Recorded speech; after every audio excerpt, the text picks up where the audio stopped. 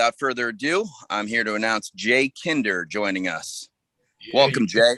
What's up, everybody? Glad to be here. glad you can make it, man.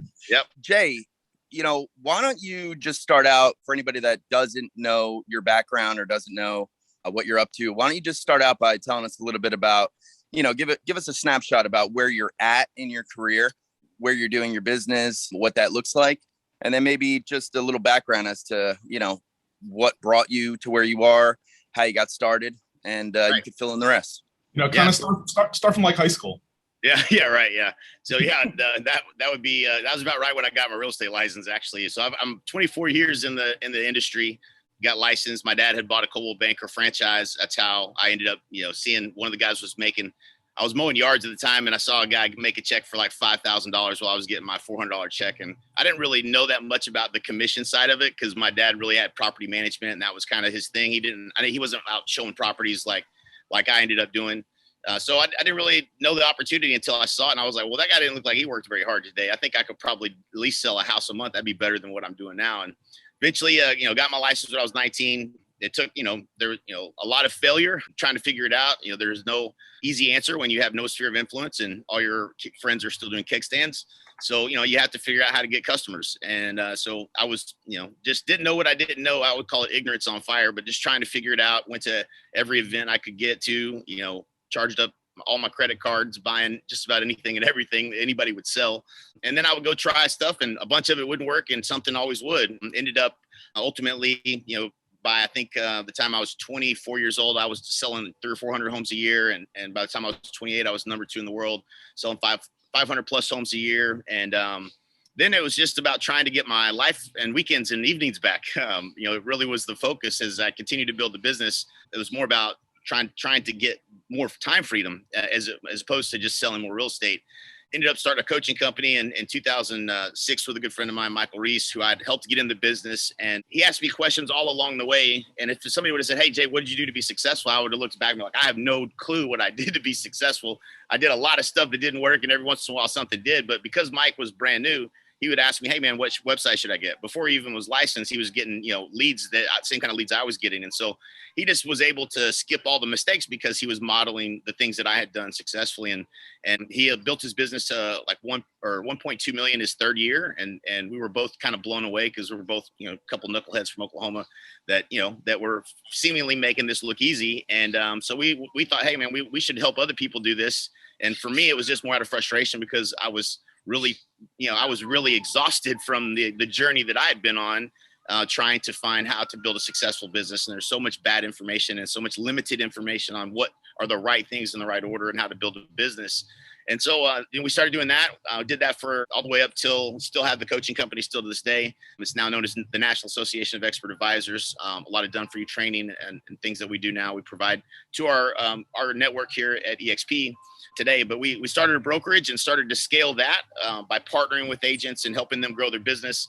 Had found quite a bit of success, but we still felt like there's something missing. And so we always say, you say yes to opportunity until you have to say no. And a good buddy of ours and a client, Alex Stasic, had shown us eXp, and we looked at it 2 other times and said no. It just happened to be the right time. We joined eXp 3.5 years ago. So end of 2017, like I think it was October 31st, actually. Halloween was the date that I went active in 2017. And since then, I've personally recruited 88 agents to eXp, which might sound like a lot, but that's like 2 a month, less than 2 a month. So don't get too excited.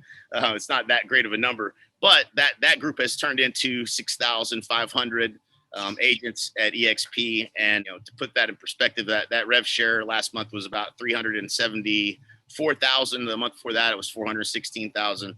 And this month will probably eclipse that. So just crazy blessed to be here and be a part of this company. That's, I'm getting compensated awful well. So for me, this is all about like contribution and how do I help everybody else have the same type of outcome and, impact people's lives while doing it. That's amazing. Yeah, that's awesome, man. Geez, you really touched on a lot of the questions I think, several of us wanted to ask you. I guess I have a question. When you made your move to eXp, obviously you didn't make the move to eXp because things weren't working out at your other brokerage. Right. You were the number go-to guy, I guess, like in the country, according to Gene Kurtansky, who just side texted me. I can relate. Sal Ventry can relate. Kristen Giamanco can relate. I mean, we were at the top of our game at Remax. And for us, a lot of people had asked, like, why would you guys leave when things are so good? I was the number one agent for, the state of New Jersey within the Remax organization last year. Sal Ventry is running one of the top teams. Kristen Giamanco is constantly knocking it out of the park. And for us all to sort of, make this decision almost in unison and take this leap, there were reasons that we felt we did it. But I'd be curious to know, like, what were your reasons for making the move? So understanding business models and having been in production. So I was out of production. I stepped out of production in 2011, hadn't sold a property since. And to me, I had tried to step out of production twice before and had got thrown back into production. And that's like letting somebody out of jail for the weekend and making them go back into jail and on Monday. And so it was so frustrating for me. And that's not where a lot of people are at. They're trying to grow their business, but that's where I was at. I was trying to step out of production. That was kind of the place I was at in my business. And I'd been doing other things in my little market and developments and other opportunities and things of that nature. I wasn't just trying to get out of real estate altogether. I was just trying to move to the next level. And so even in doing that, the coaching and training, we felt like that business model was a better business model because it was reoccurring income, right? So like when I'd sell 50 homes in a month, the next month it started over and I had to do it again. And that was exhausting. And it was just I didn't see a way other than me stepping out of production and having some bigger opportunity was, we were looking for a better way. We always said, there's got to be a better way. And so, that was the coaching and training. And to be honest, it seemed like for the first 2 years, it was the best decision we could have ever made because we were only adding to our reoccurring revenue. We weren't losing anything because people hadn't, the cancellations and your churn rate of customers hadn't really settled in until about 2 years in. And so then it was 250 customers, you lose 25 in a month, and now you have to sell 25 just to stay where you're at. That starts to feel a little bit like selling 50 houses in a month again. And so we were always looking for what's the best business model and what's the long term, what's the exit. And we had mentored under Jay Abraham. He told us, no, your coaching business is only, it might make you $1 million, but it's only worth $1 million, right? You can't sell it. There's no exit. And so, we were looking at, technology. We got into technology and the multiples on technology, and we helped a bunch of companies do really well. We were part of Sync Commissions Inc. when they were basically out of money. They came to us. We helped build that company with, good customers that were coaching clients of ours and helped Greer Allen and helped all those guys along the way. And we saw the multiples they were getting. We're like, well, damn, we got all the customers that they want. Why don't we get in on the technology as well? And so we did. And, we got a little bite of the apple, and then we tried to build some of our own technology, partner with a few different partners. That was just difficult. To be honest with you, I would never want to run a technology company because I can't personally affect the outcome. In a coaching business and real estate or anything else, I can actually get on the phone and help somebody. I can't fix the technology. And so that was just something that I wasn't passionate about. And so we basically kind of stopped doing that, started our brokerage again with the intention of building it to 2,000 partners nationwide. And we had already been in Dallas, Houston, we were in Atlanta, and we were starting to get the complexities of having to cross over state lines, the licensing, the legal entities and structures for mortgage title, all of those pieces that you have to do to make it profitable. And it was just a grind. And I could just see like the next 10 years, and we were doing 10 million in revenues when we moved over. So things were good, but it was a grind. Like you wake up every day and you better get after it because like tomorrow could all be, a disaster, right? It could be, you can make $1 million or you could lose $1 million. And so that was just where we were at. And so, we made it, we always tried to align things to the vision, and, our vision was impact on real estate agents' lives. And when we looked at the compensation model, we said, well, literally we could have a larger impact on more real estate agents' lives at eXp than we can by building this partner program that we're, in this brokerage, this nationwide brokerage. But the real deal for me was the EBITDA. Whenever I started doing the research on real trends and what was the value of what I was building, and, your ego gets in the way, right? Like, well, this is worth something. It's worth a lot. It's going to be incredible. Right. And then you look at the math and you look at what those deals look like when you're being really honest by yourself, you're like, well, shit, this thing is only going to be worth 1.5 times to 3 times EBITDA. They're going to make me stay on for 2 years, and they're going to claw back anything if there's any attrition of agents. And so those deals aren't very good deals. They're buying you with your own money. And so I don't really want to spend 10 years of my life grinding like I know I'm going to do, which I did the last 20 years, or is there a better way? And so that was about in that time frame, and kind of in that understanding of where I was at and what my life was going to look like the next 10 years, the opportunity of eXp was presented to me, and I was like, that is something I think we can make work. And so, that for us, it was we understood the business model and the leverage in the business model that allowed us to have time freedom, right? Like that was really all it was about. Like, we're pretty simple people. Like, we just want to go to the lake on the weekends. Like, we just want to be able to, we want to have time to do whatever the hell we want to do. And that you just don't get that, in very many business models. It creates this kind of opportunity for you to have a passive income that, really there's nothing really expected of me in order to earn that, other than just add value to the group as many ways as I can. Yeah. Yeah. Hey, you just said something that was awesome. They're buying you with your own money. Having made this big transition to eXp, I mean, collectively, I think we brought over something like 310, 315 agents. Awesome. Some of these agents obviously are getting, approached by outside brokerages that are coming to them with, these sign-on bonuses and all of these, like, out of the ordinary sort of proposals and deals. And, I constantly say that to the agent. I'm like, do you realize, like, you're paying for that yourself? Like, right. It's not really, there's no free lunch. I learned that economics 101 first day of college. There's no free lunch, man. You're paying for it, and Jay, if I could ask you, man, like, being a pioneer of eXp, I call you that because your downline's tremendous. You said you personally recruited, 88 or something like that agents. I didn't write it down, but I think you said 88 or 2. What would you recommend for, we do a Monday morning Zoom based on agent attraction. We try to give all of our agents a lot of tips. What would you recommend for a newer eXp agent that is very much interested in the rev share component at eXp? Like, what should they be doing, like, strategy wise, daily activity wise? Like, what are some of the things? I mean, to grow 80 something into 6,000, you've got to have some, some idea how that happens. Right, a process, and that's the key, and it's somewhat frustrating because you're not in control. You don't sometimes move the needle. What I can tell you is that that if you personally are sponsoring agents, and if you look at the agents that within the company that are making 6 figures a month, they some of them only have 15, 20, 25 agents that they've sponsored, and they've been in the company 3 years, 5 years, long periods of time. So, I think part of it is understanding that number one, what we're actually doing here at eXp that's earning us revenue share is we're adding value to the agents that join. We're actually helping the agents be more productive in their businesses. We're providing tools, training, additional value on top of what eXp offers to help them get into production, do more deals, because that's what 90% or more, 95% of the agents that are going to join us are interested in. 95% of them are not interested in revenue share, and that's okay. But if we do a better job of adding value to the agents that join the company, then it's going to be a lot easier, and they're going to be a lot more excited to tell others, and it becomes a lot easier. So the focus has to be on agent success at the company. And so that's one thing that we understood coming out of the gate, that the more value we could add, the more trainings that we could do that actually help agents get into production and do more deals, the same stuff we used to charge a ton of money for, that if we did that, our group would naturally grow. And so that was part of the, I think, the framework of how we think about it. As far as recruiting agents, I think the biggest mistake that people make, I know it is today, it's still the same mistake, and a lot of our group does it still to this day, is they try to talk about eXp.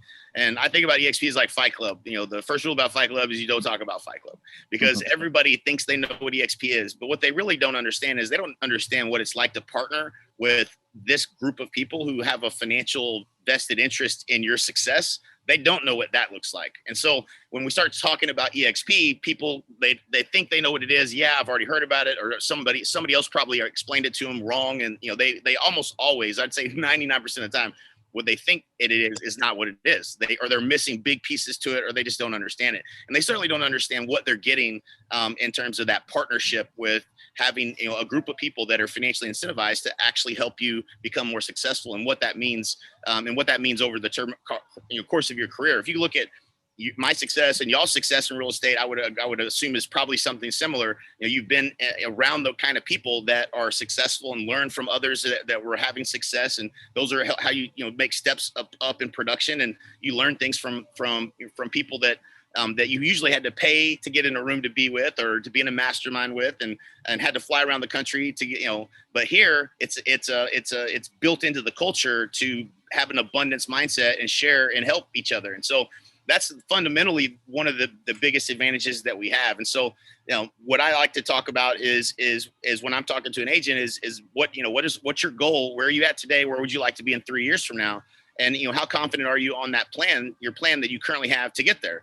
And what most agents will tell you, if they're being honest, is they don't really know what their next step is. They're stuck. They're usually stuck where they're at, and they don't really know what that next move is. And so that's, it's understanding what agents, where they're at in their business. And so I talked to a guy yesterday, a young kid, been in the business 7 years, kind of went on his own recently. He's doing 20 million in production, busy as can be.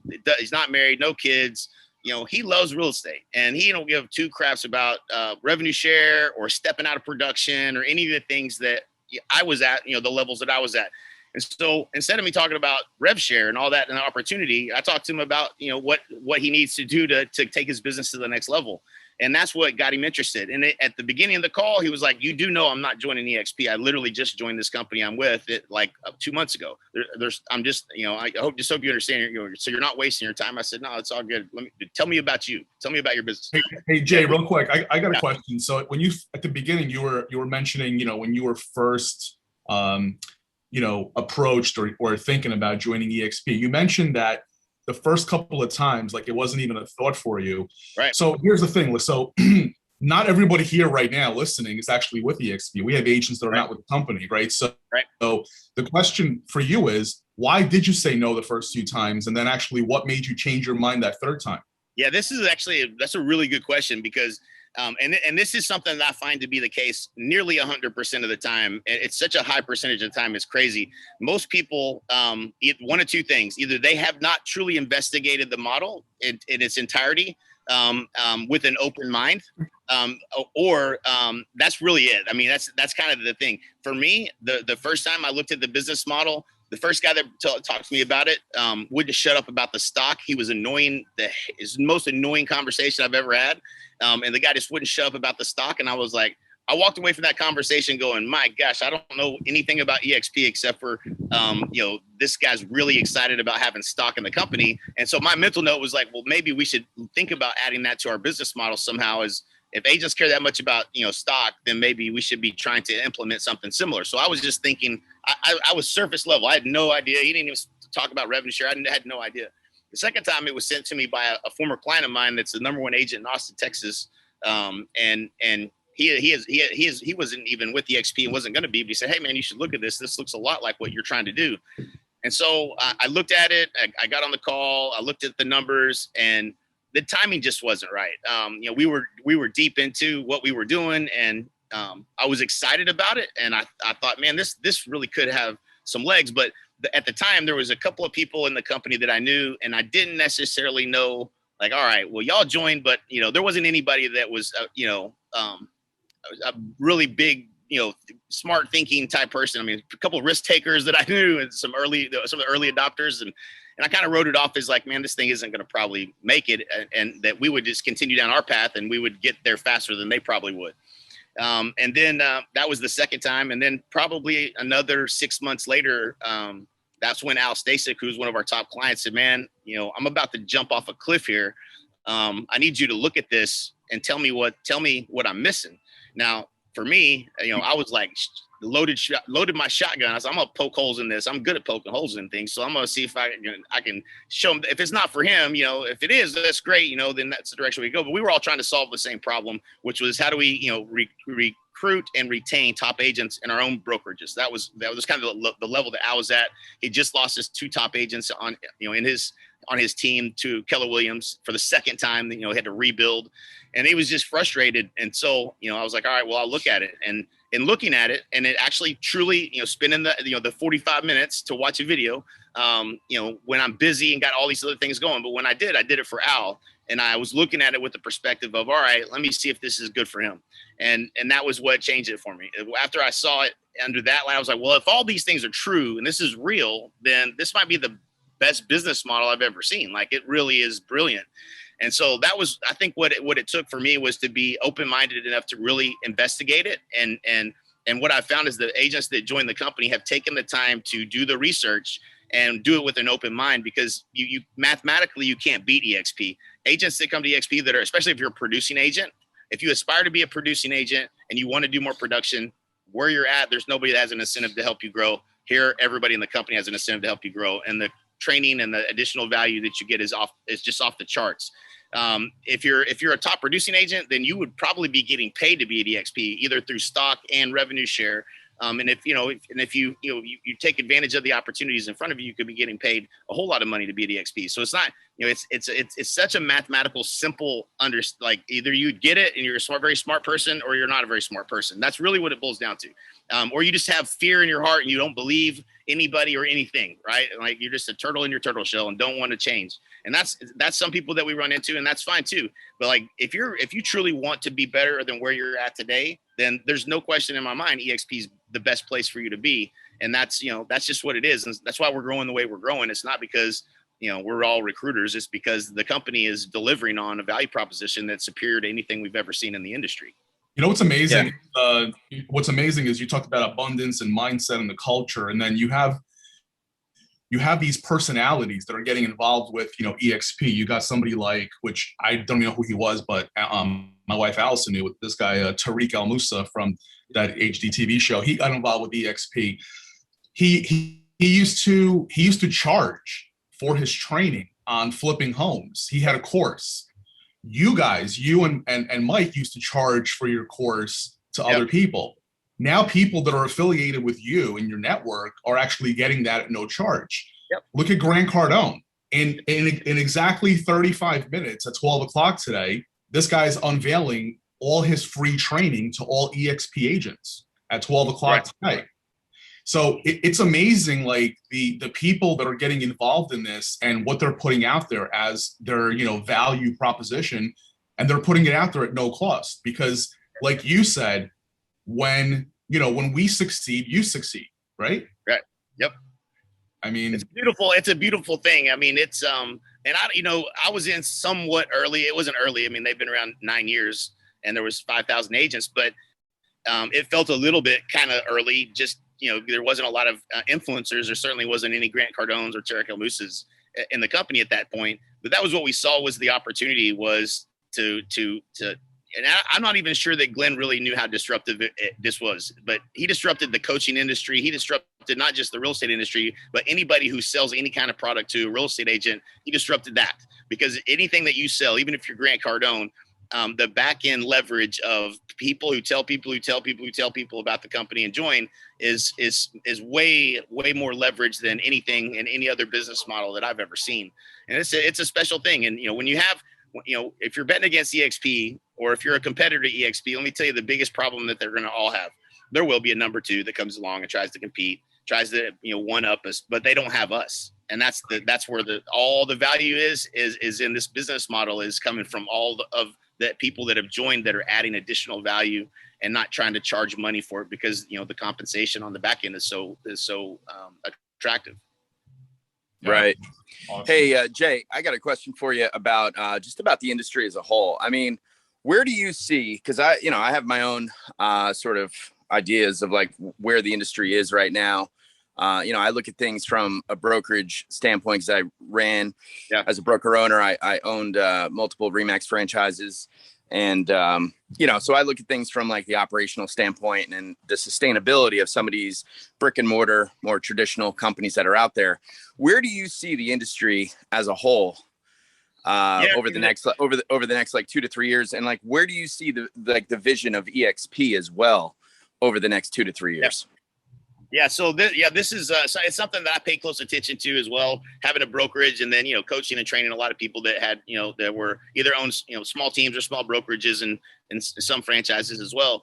And so I think the biggest challenge is it's hard to innovate from within the business model. So the RE/MAXes, the Realogy brands, Coldwell Banker, all of those are going to have a real hard time innovating a new business model, because their franchise model, even Keller Williams, because their franchises are going to keep them from being able to innovate to keep up with us. And so because of the cost structure and the way that franchises are sold and regions are being owned and all of that, those companies are going to struggle. And they're just going to struggle with agent count over the next few years.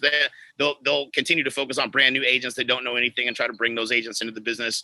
But they're going to probably struggle. I think Compass is an interesting it's an interesting business model. I mean, they took the only advantage they had, which was capital, and they bought agents with with money that they in their hopes that they're not going to leave. What I'm finding out and what I'm hearing is that they're changing people's splits, and they're doing things that is likely going to cause an exodus of agents over after they're done with their agreement. Which if you read the fine print on a Compass deal, there's it's pretty you're not getting anything for free, and if you leave, you got to pay it back and all that kind of stuff. So that they've been able to go into markets and buy market share. As long as they have the capital to do that, they're going to be a player in the game. Their technology is plus or minus 10% better than anything else that's out there. So it's nobody, including Keller Williams or anybody, or even eXp for that matter, has a technology that's going to change your real estate business. It's all plus or minus 10% the same. And the reason I say that is because on the other end of that technology is a human being having a conversation with another human being. And it's the ones that do a good job helping those customers that are going to always be the ones that convert. Zillow proved that to us when, their entire business model over the last 15 years. They said, well, screw it. These agents don't call the leads. We'll call. And they built a whole call center. We did the same thing with our business. Like, we had ISAs that made all the calls. We didn't improve agent productivity, but a very little bit. And so, the reality is that, some of these companies that have all the eyeballs are going to try to monetize that. Zillow's obviously going to be a player. Open Door is going to be a player. That cash offer for a home, is going to be a segment of the market. But at the end of the day, the agent is not going to ever be replaced. I think if there was ever, if you go back and look at, like CB Insights and how much money was invested like in 2014, 15, and 16 into companies that were going to disrupt the agent, there was hundreds of millions. A bird just shit on me. Is that good luck? It's that is good luck. Your network's about to go to 10,000. Let's go. All right. But there's a lot of things out there. What I believe that we have the upper hand on that no one else does is that we're one brokerage across the entire country. And so we have, my understanding, I don't know the technical way to describe it, but our MLS feed is a direct MLS feed, unlike what Zillow gets, which is it's timed differently and it's not as up to date. It's not as quality. And so,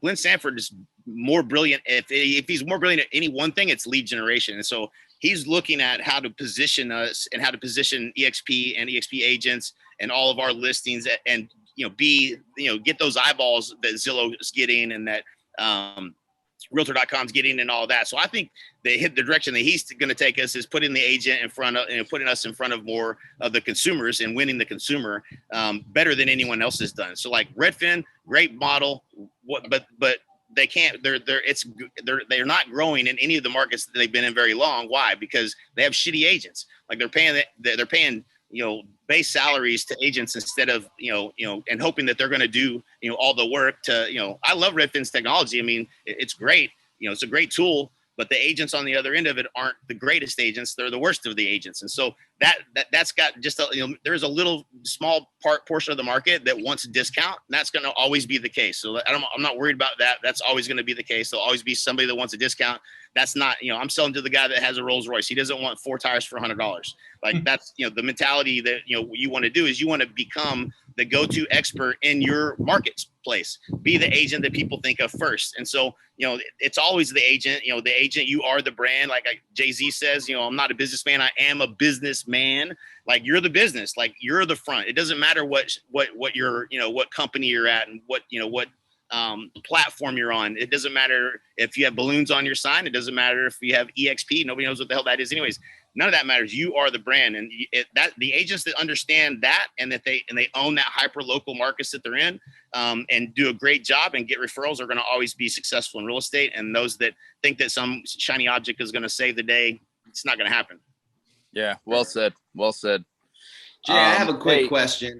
Yeah, go ahead, Sal. I have a quick question. I run a team of about 20 agents now, and you said something earlier that struck a chord with me because it's something that I've struggled with, and I know it's a place that I want to get to. So if you can very briefly just touch on when you decided it was time to step out of production and any struggles with that, because I've just now broken into a higher price point. And so now for me, it's like, geez, giving up those $1, $2, $3 million deals is, I still can't do it. So that's and to be honest, there's very few things that you can do. And so when I delegated everything off my plate to a point where I was only working with sellers, and I had my meetings in the morning. So I had a structure for my impact zone meetings in the mornings. And then starting at like 1 o'clock, I had every hour and a half, I had listing appointments up until sometimes 7 o'clock at night. And that was, those were the time slots that I would go on appointments and I would meet with people. And literally, I think of it like, if you go to a dentist office, right? And they always have these hallways with 2 doors, and then there's the thing that you sit in or whatever. And there's like all this long hallway of all these, these open doors. There's no opening and closing of doors. But my dentist used to come in. I could hear him all the way down the hallway, and he's like, "Hey, what's going on? How's the kids?" Da, da, da, da. Next thing you know, he's got his hands in your mouth. And for dentists, hands in mouth is, for us in real estate, I believe it's being face to face with the seller. Like literally, he's making the most money he can make when his hands are in your mouth. And so he's going from one room to another, to another, to another. And that's the most efficient way to run a dentistry. And so it's high dollar value activities, hands in mouth. He ain't doing anything else. He didn't call, check and see if I was following up. He didn't do any of the other things. He's not training his receptionist on how to answer the phone. He's only doing the thing that makes the most money. And for us in real estate, what I felt like in my career was, when I'm face to face, I'm going to spend maybe a total of 3 hours with a seller, total, and from start to finish. And that might be worth, 10 grand, or, what I'm saying? And for you, maybe worth 30 grand. So there's not a whole lot of things you can do for $10,000 an hour. Right. And so, unless you're doing something that has a higher value than $10,000 an hour, you should be delegating everything and still going face to face on listing appointments. There will be a time where you'll be ready to try to bring one of your top agents that is earned the opportunity in on ones that are outside of your area and on the ones that are lower end and stuff like that. But you should always keep the cream of the crop. It's the highest margin dollar per value activity that you can do. Until you get to a point where you can see what margin might be there if you stepped out completely. What's hard to know is if you step out, what actually happens to margin, because all of your listings are still selling and you're making a whole bunch of money. But what is it going to make and what can I afford to pay an agent to go out and do that? Because they're not going to get the listing as often as you. They're not going to get the referrals that you would have gotten, and all of that is a compounding effect on negatively towards your bottom line. And so that was the hardest thing to figure out. There's a book I recommend called Simple Numbers, Straight Talk, Big Profits. It was referred to me. The guy's name is Greg Crabtree. Simple Numbers, Straight Talk, Big Profits. It's the only book on accounting that you could have ever gotten me to read, ever. It does have a few pictures in it, which I was thankful for. But that's not my thing, right? But I had to understand it. I'm just trying to run a business, and I delegated that, and I was managing things by cash flow, and that's just, you at some point you got to step in and understand, how do I make decisions, and how do I know if I'm going to be profitable or not profitable based upon my model and what I'm paying. And so those are, some of the struggles and things that you go through. But I think that book will help you with having the financial model, so you understand the impact, and then you'll understand how to make better decisions based upon the numbers. That was, for me, was a huge get. But yeah, Simple Numbers, Straight Talk, Big Profits. Great Crabtree. Cool. Thank you. Yep. Hey, does anybody Amanda has a have question. any questions? Yeah, I was about to say. Amanda has a question here. She said, Jay, you mentioned referrals a few times. What do you find is your best practice to ask for referrals? Yeah. So this is, I'll have to answer this with a story. I hate to do that every time, but I always have a story that goes with it. But I had a big aha moment. I had hired Jay Abraham as my business coach. And I was actually at an event. I'd never been to one of his events. I'd consumed some of his stuff, and he started the whole event. And it was an bunch of different industries, and I think we were probably the only real estate agents there. And he said, "How many of you ever got a referral?" And everybody's hand from all the industries and all businesses, everybody has raised their hand. And he said, "How many of you have at least one system in place that's consistently working for you, generating referrals, inbound referrals in your business?" A lot of people's hands went down. And then how many of you have 2 systems? How many have 3? How many have 5? How many have 7?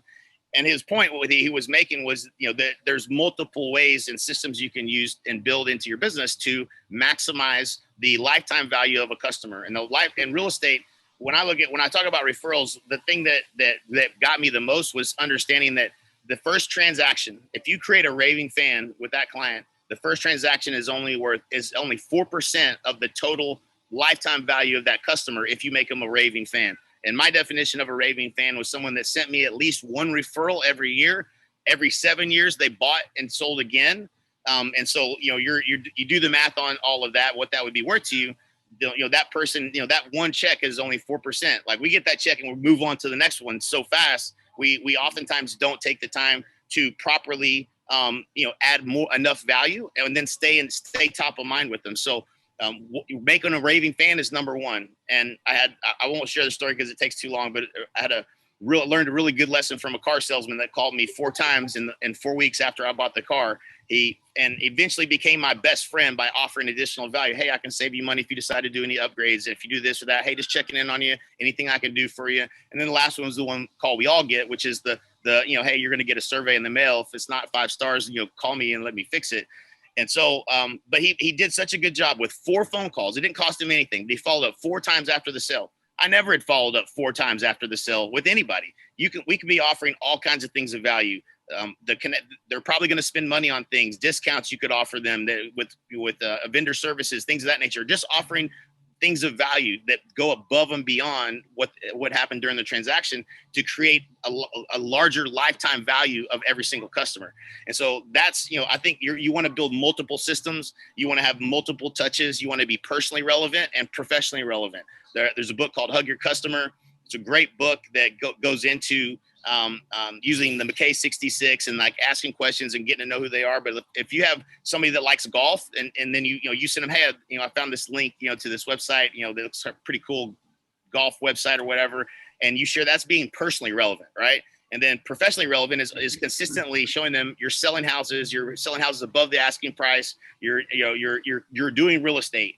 That needs to be consistently going out to them as well. And the goal is being top of mind, right?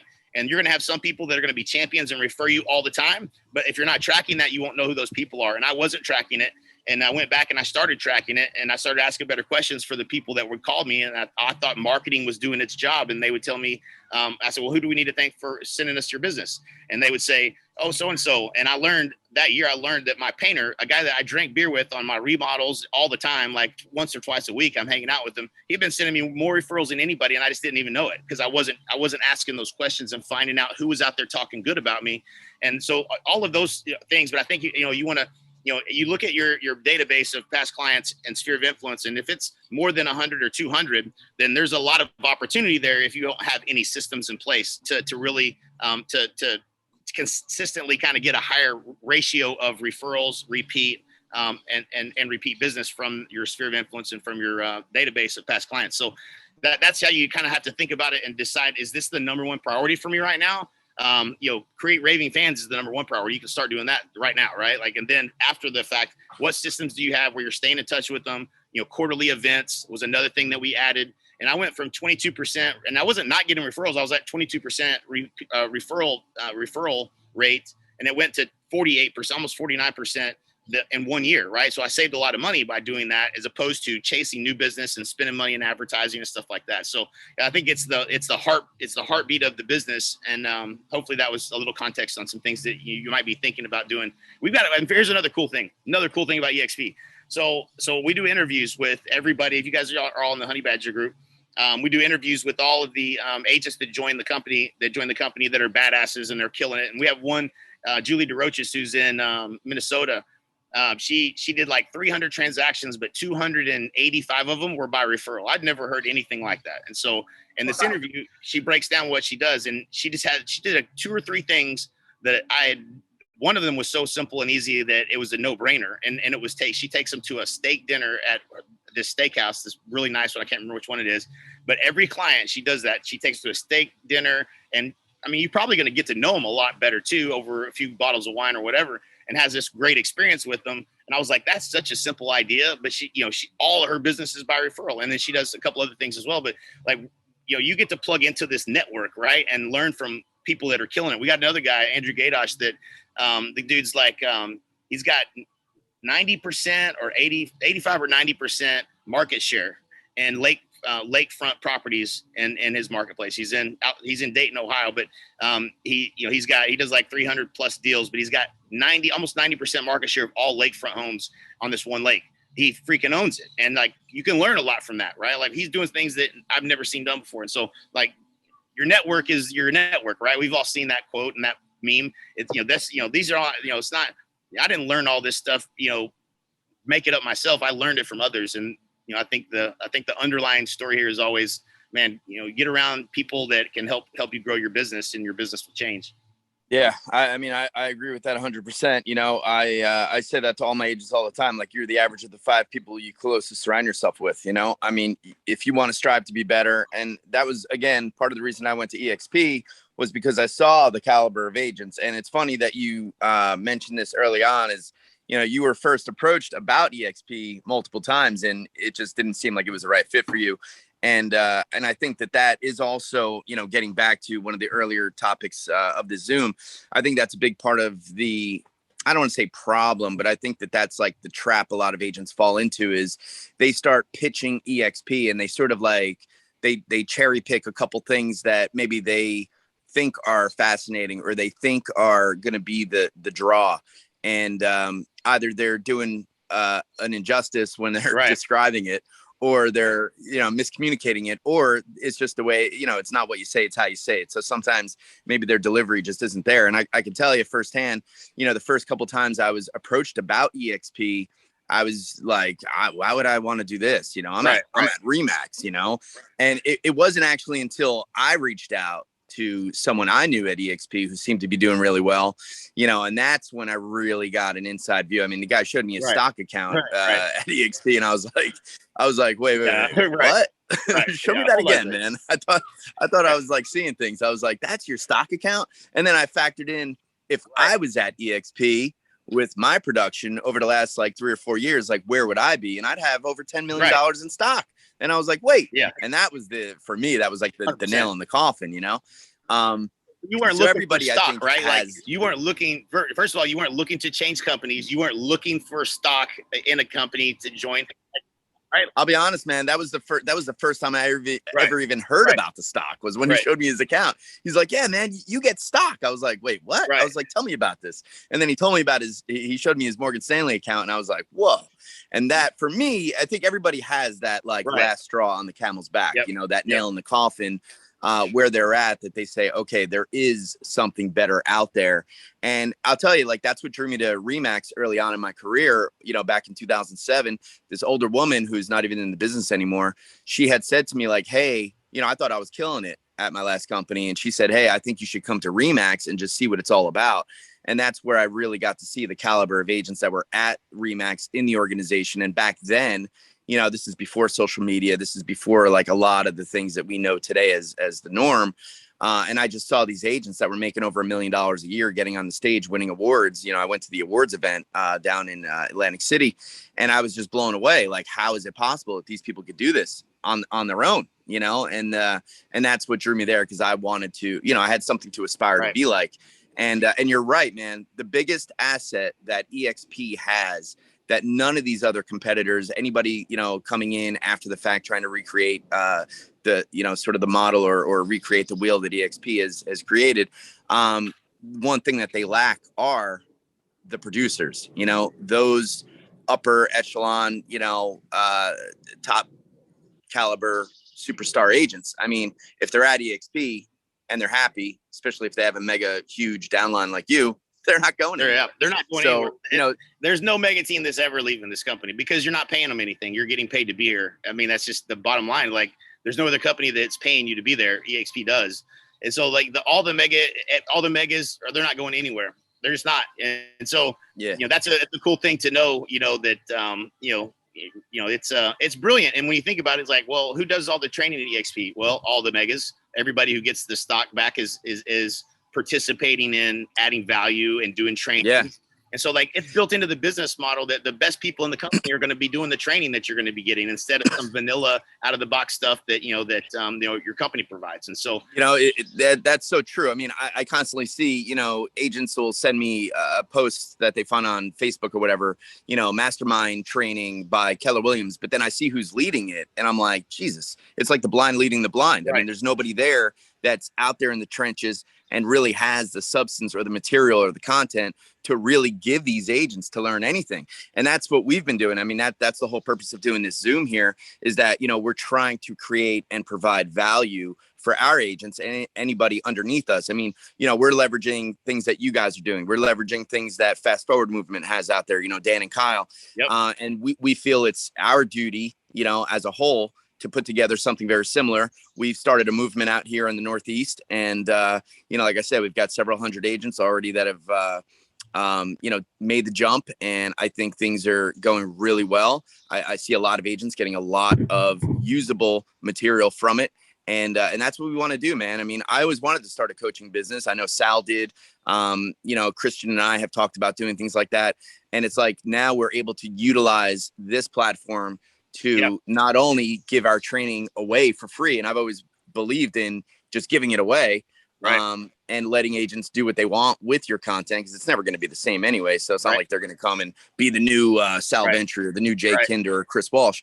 Everyone's going to put their own spin on it, if they even, you know, put it to work at all. Right. But the bottom line is we're creating value, we're giving value, and that's what we really wanted to do. It's like, it's our chance to take, you know, among the five of us that I'm consistently talking about, you know, we have like 50, 60 years of real estate experience, and it's our chance to give that to one agent who's motivated to put it to work, so that they can have the same success we've had in a combined 50 or 60 years. They could have it maybe in 2 or 3 years. And that's the idea, you know? Right. And you don't have to ask for a credit card at the end of the conversation. And man. You don't have to collect rent, you know, from them, and, you know, all those things that, you know, that we had to do as part of our business model. And we were worth it. It was worth it, you know, for them to make those investments to learn from us. I believe that that's a big part of success is investing in yourself. But, you know, now, you know, you plug into this network. If you aren't successful at eXp, you ain't going to be successful. I'm just telling you. Like, you either aren't plugged in, or you ain't made for this. I mean, there's too many. I mean, and I'm just saying that as a testament to how many freaking amazing people that will absolutely jump on a call and help you with whatever problem you have. And I guarantee you, they can help you solve the problem if you're coachable. And so, like, that's a good feeling to have. You know, you have those people to go to, and that they're going to give you their best ideas. And inside the bricks and mortar model, I mean, this was the downside to bricks and mortar. I didn't see it coming, but I knew the agents in my office, and, you know, you came to me, I'm an abundance mindset. I'll tell you everything except for that one thing that's really working. Like, I'm probably not going to share my very best ideas with my competitor that's sitting across the hall from me. And so, like, you know, real estate's hard. That's why most, you know, 80% agents are out in the first year. And so, you know, you now have people that are abundant and have a culture of abundance and giving back and sharing your best ideas, because you don't feel like you're sharing it just with the people in your marketplace, that if they all ran the same Facebook ad, you'd have, you know, everybody would, you know, it would dull the results that you're getting. And so it's a beautiful thing, man. I mean, the more you think about it and talk about it and look at it, and the longer you're here, the more you're just like, God dang, man, he really nailed the business model. Like, this is just a special company. Yeah. I think that's the key word too, man, is culture. You know, I think the culture here is unlike anything we've ever experienced. We came from a place that all of the culture that existed was the culture we created. It wasn't created outside of our four walls, so to speak. And you know, cannibalism. That's the problem. They allow and almost encourage cannibalistic behavior. And it just wasn't the way we wanted to continue operating, man. You know, we respect each other in the workplace. We have a lot of friends. We had a lot of friends outside of our own brick and mortar. And this was a chance for us all to sort of band together, help each other. I mean, listen, at the end of the day, it's a huge marketplace. You know, there's enough for everybody. So why not help everybody else benefit just like we're benefiting? And, you know, it's a very reciprocal sort of relationship at eXp. You know, it's like we put all of our time and effort in. And, you know, it's like Dan Beer said, man, your revenue share is a direct reflection of the value that you put into the marketplace, you know, and that's so true, you know, and we believe that, you know, the big picture, you know, the long road ahead is going to be extremely beneficial for everybody in our network, including us, you know, and that's why we made the move. So, hey, can I ask I'm sorry. Go ahead. Gene, do you mind if I ask a quick question? Yeah, go ahead, Ryan. Hey, Jay, I'm Ryan. I'm part of Chris's team here in Jersey. I have 1,000 questions, but one question is, my son is like 5 years old. So I'm like now all of a sudden getting plugged into that school crowd, you know, getting invited to those parties and you know, that whole circle of new friends. So I'm wondering if you just have any like, tips or tricks or, conversation do's and don'ts when it comes to that kind of thing. Because I don't want to be that guy, but I got to be that guy. Yeah. So they have to, I think that, the key with any relationship is being genuine and authentic and getting to know people. That's how they get to know you and ask, and start asking questions. So rather than having to, be the person out there handing out business cards, just make it a goal to like genuinely get to know them, get their number and, check back in with them and that kind of thing. And so, you never know where those are going to, relationships are going to lead to. But if, you're not trying to lead with trying to, trying to, you don't like, this is a terrible analogy, but it's the one that comes to mind because it always stuck out in my mind. Is like, if you're trying to pick up a girl, the first thing you do is, grab her ass, right? You offer to buy her a drink, right? That's so it's the, that's the kind of, mindset you want to have is what can I do to add value to them or provide a resource that might be helpful to them or whatever the case may be. But yeah, just being genuine and trying to learn about them more so than anything. And the end result will be a relationship forms and they'll ask you about what you do. And that, that's where that'll take it. All right. Thank you. Hey, I got something real quick. So Jay, 2-part question. What would you say to an agent right now that's considering, let's say a move to eXp? Why should they make the decision now? Before you answer that, my mindset and, as well as my partners, we feel like you've already been there. I think you've been in like preseason, of whatever, but we feel like we're getting in, bottom of that first of a 9-inning game. Right. And again, it was a scary thing. It was a very scary move, but I feel like we all made the right decision. What would you say to an agent that's considering, or really why should an agent make the move now? That's the first question. And the second question is, where do you see, eXp in like 2, 3, 4 years? Yeah. So the first thing I would say is like, why should you do it now? Is if they're not doing it now, the number one objection that I usually hear is, they're busy, they got things going on, there's deals under contract. There's never a good time, right? So if you're going to wait for an opportunity until you have no business, then that's not a good strategy. So like, do it now and rip the Band-Aid off and just make the move. That's the first thing I would say is there's never a good time. So you rip the Band-Aid off and make the move. And the bigger thing, and this kind of leads to where I think eXp is going, is the last 3 years that I was in the company, 58,000 agents joined. That was what my opportunity was. The opportunity the next 3 years is going to be 150,000 plus agents. That's just US and Canada. And that's 3 times bigger opportunity. After that, I don't know what it looks like, right? I don't know. It'll be more like a Keller Williams. It's hard to recruit an agent at Keller Williams because everybody in the world knows what Keller Williams is. And so at some point, there will be a point of saturation. I don't necessarily think it's at 200,000 agents. And especially from an international standpoint, we're like ground floor on every country that we're in right now. So I think it's still very new for sure in Canada and for really and still in some places all across the United States. The next 3 years are going to be huge. If you wait a year, the opportunity doesn't look the same.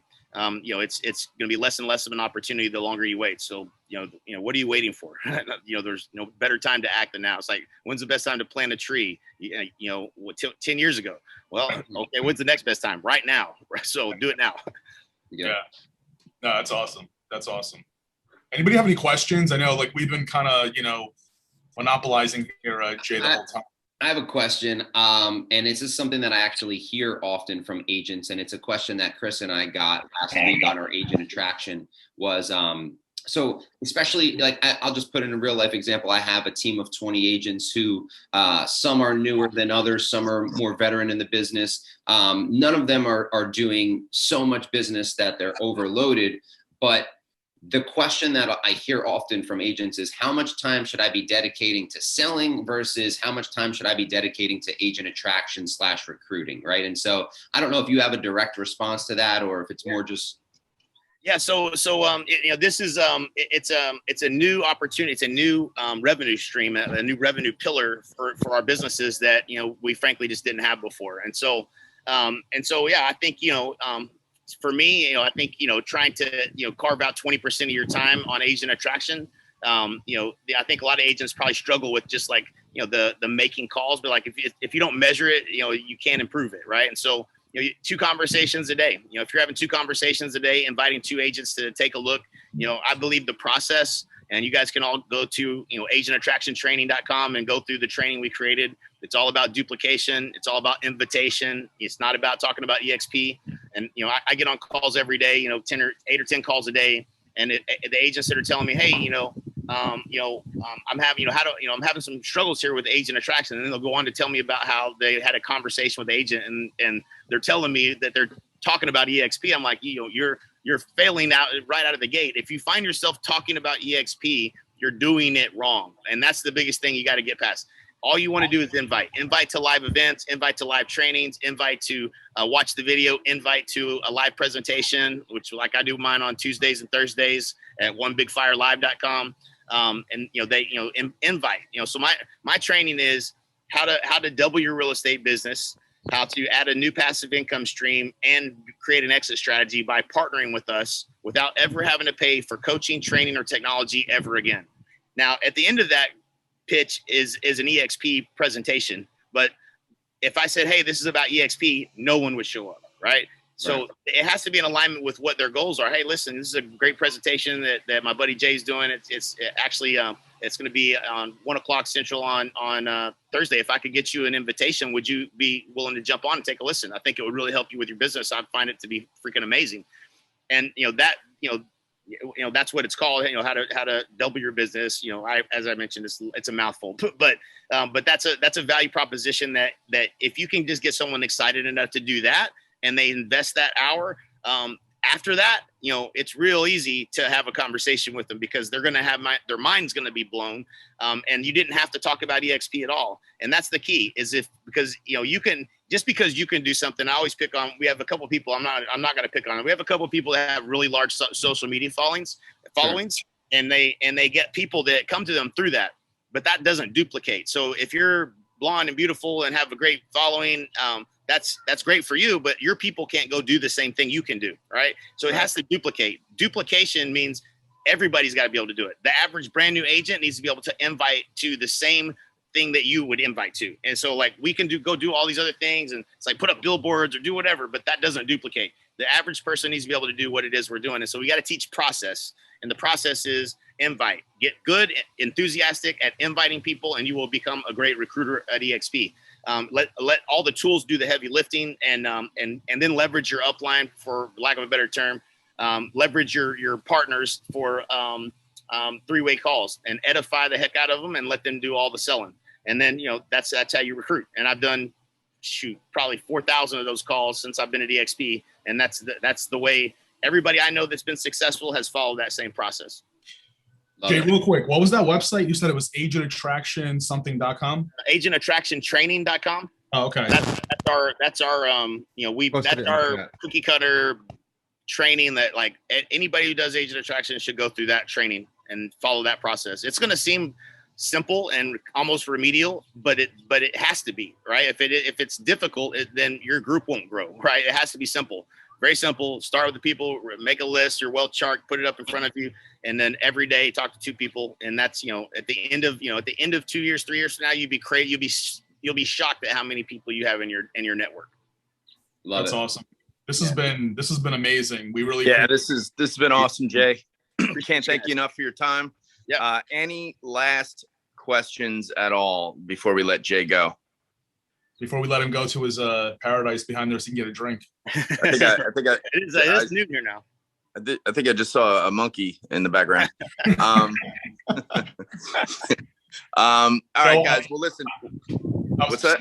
I was going to say, I'd love to get Jay on one more time. It's, at some point, maybe, down the line, 3-6 months, because I really want to, dive in more as to, his decisions and, to move to Puerto Rico and what that's all about. And so at some point down the line, I'd love to, do this again with him. Gene, I think what you're trying to say is you'd love to be Jay's roommate. Okay. Hey, let me say it. Everybody, and I say this openly because I love it, but the one thing about Puerto Rico that I totally missed, I did not see coming, is the volume of people that will come visit you. I've got people 10 miles from me that would not come see me at my house that have been here twice already. You know what I'm saying? So you're welcome to come visit. It'll be a good trip. I can promise you that. That's awesome. That's awesome. That's awesome. Well, listen, guys, Jay, thanks for chiming in. And everybody else, we host Leaders Edge Zoom every day of the week, as I mentioned, Monday through Friday. Monday, we'll be doing an agent attraction Zoom at noon. Tuesday is our blueprint discussion at 2 p.m., hosted by Sal Ventry and I.